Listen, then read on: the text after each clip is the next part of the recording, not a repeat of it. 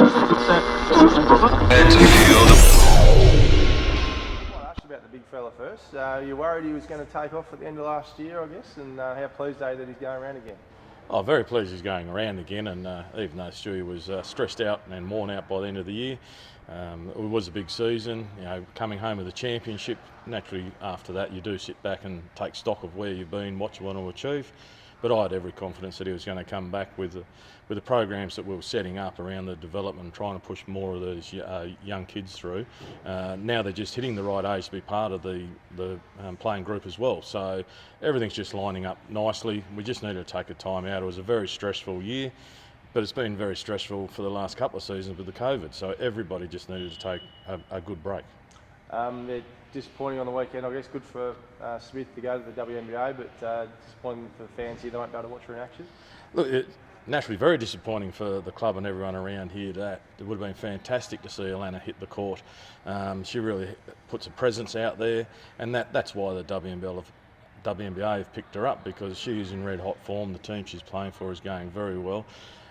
But how fantastic it is, saying how disappointed we are that she's been picked up. It's a Tasmanian girl who's come through the system here, who wanted to come back and play NBL 1 in her hometown, is now playing WNBA. That's a fantastic story, and it provides hope of a pathway for a lot of young girls and young ladies aspiring to play basketball at the highest level. What we need to be focusing on more is how do we provide that pathway.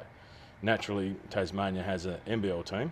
It doesn't have a WNBL team yet, so there is no pathway for our female players to aspire to in this state, and we must correct that.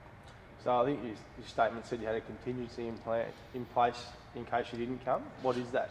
Oh, we've always had a contingency in place. Someone like Alanna, you've got to have a contingency. Naturally, as we said, there'll be another announcement later in the week around the women's program, and I'll leave that to Dwayne to answer that one, but it's going to be a very good and very big announcement. What about the WNBL? You've been a big part of that push. Is there anything happening there at the moment?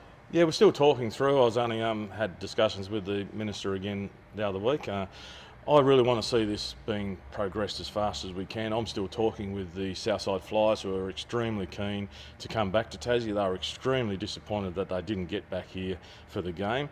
Now, that game that was scheduled to be the Tasmanian game was the one they held at the John Cain Arena, where they got 7,861 people in attendance, and naturally we would have had the goat down here as well.